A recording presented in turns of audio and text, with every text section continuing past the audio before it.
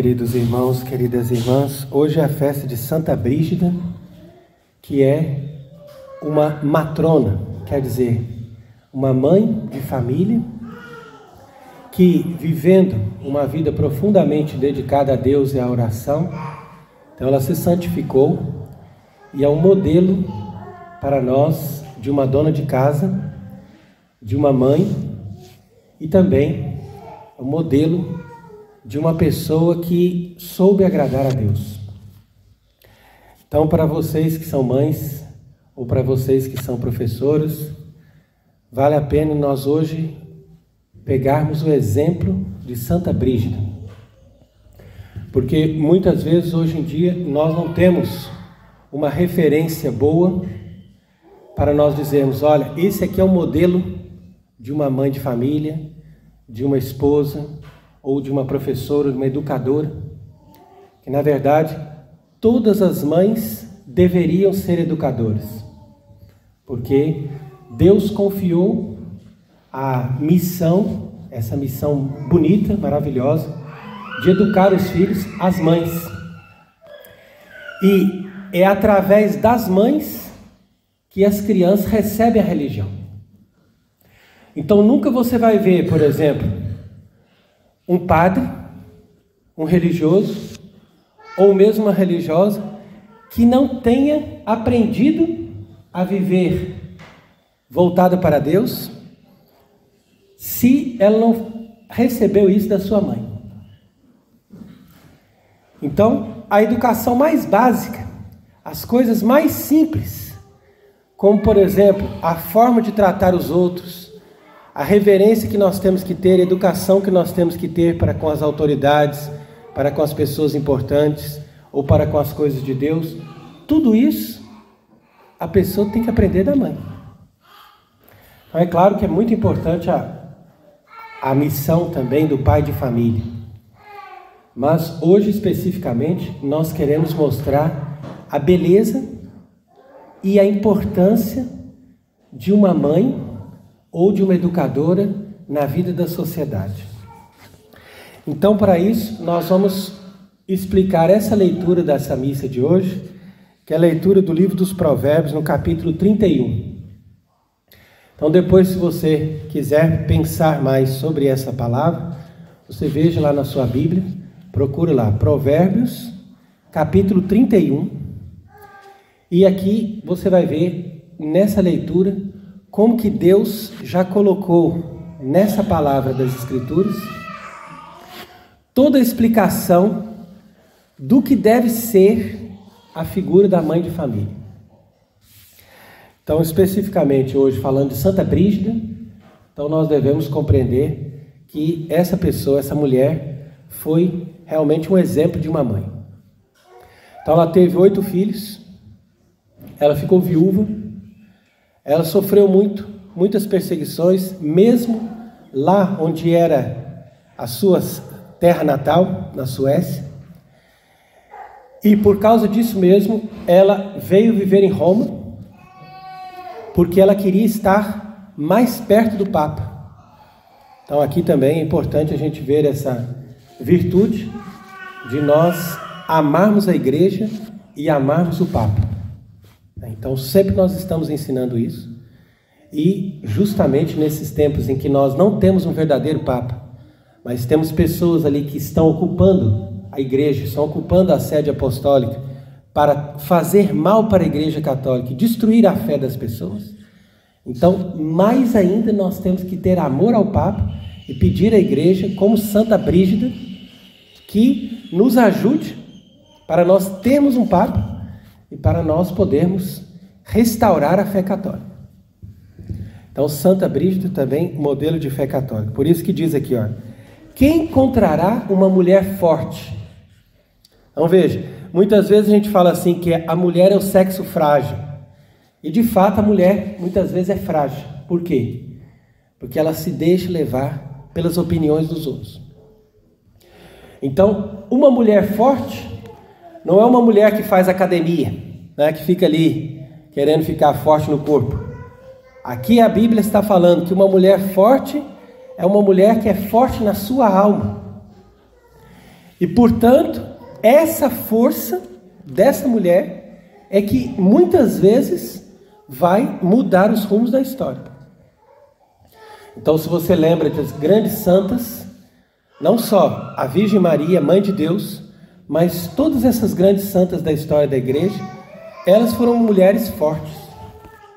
Porque apesar da sua fraqueza natural feminina, elas tinham uma tal força na alma e uma força na virtude, que elas não cederam ao mal, que elas não se deixaram levar pela fofoca ou pela conversa das pessoas, da maioria, mas elas ficaram firmes naquilo que Deus pediu para elas e naquilo que elas viram que era o correto, que era a virtude, que era a vontade de Deus.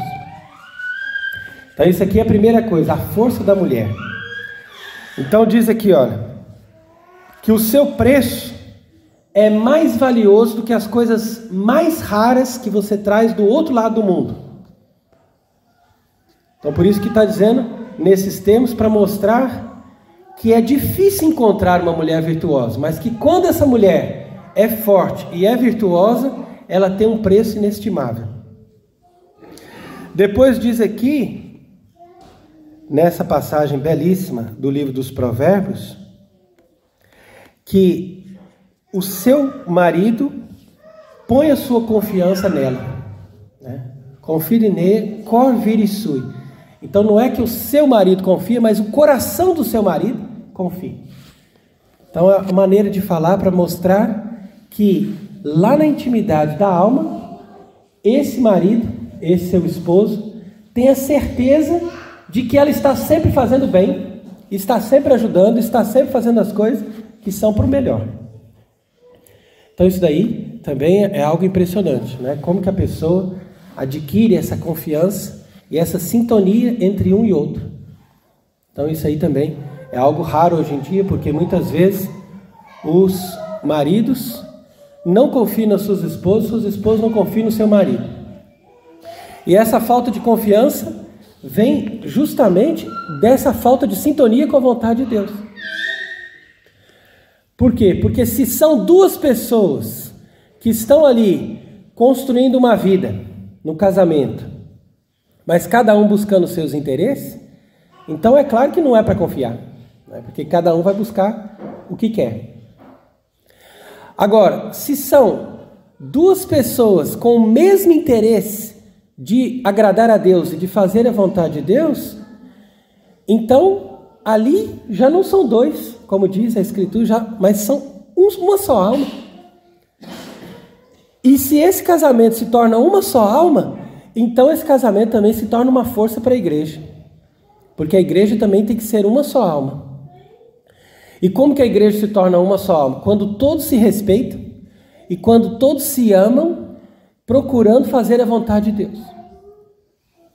Então uma coisa que estraga muitas famílias, que nós vemos também, infelizmente, mesmo entre os católicos, é quando a mãe tira a autoridade do pai perante os filhos, ou quando o pai tira a autoridade da mãe perante os filhos.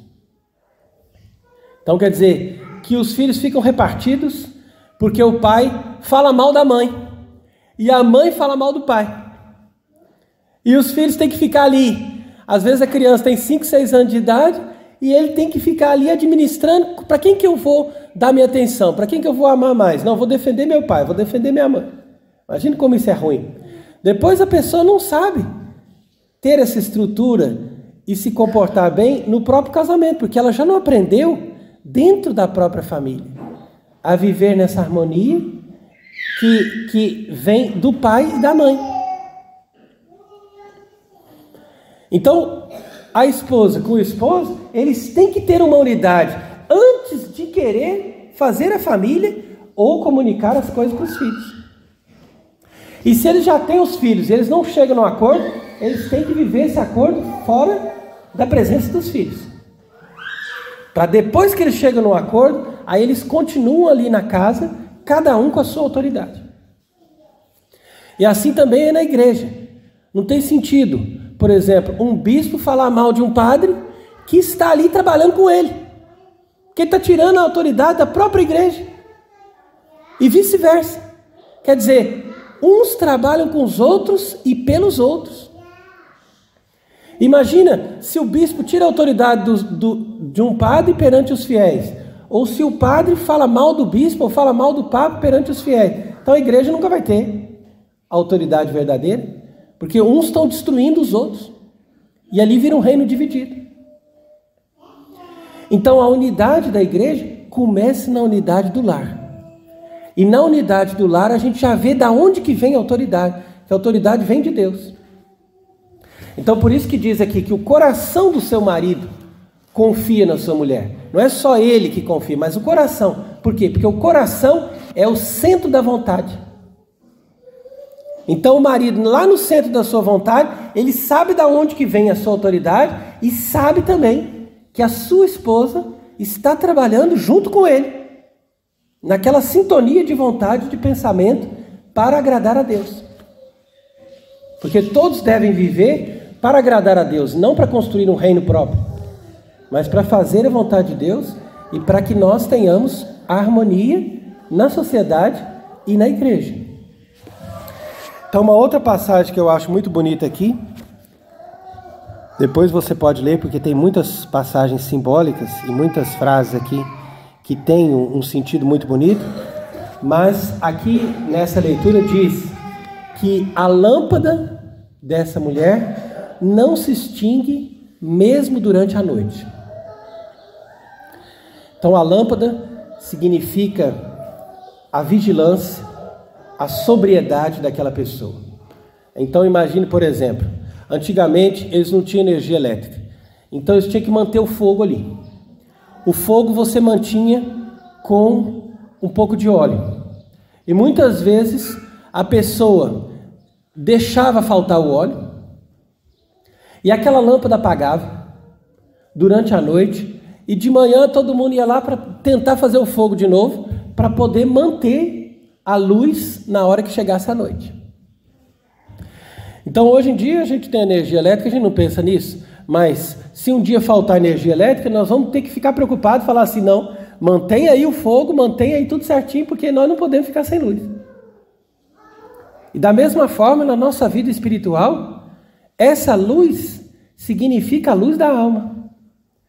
Então, a pessoa que não deixa apagar a luz mesmo durante a noite, significa aquela pessoa que mantém a fé mesmo nos momentos de tribulação e de sofrimento.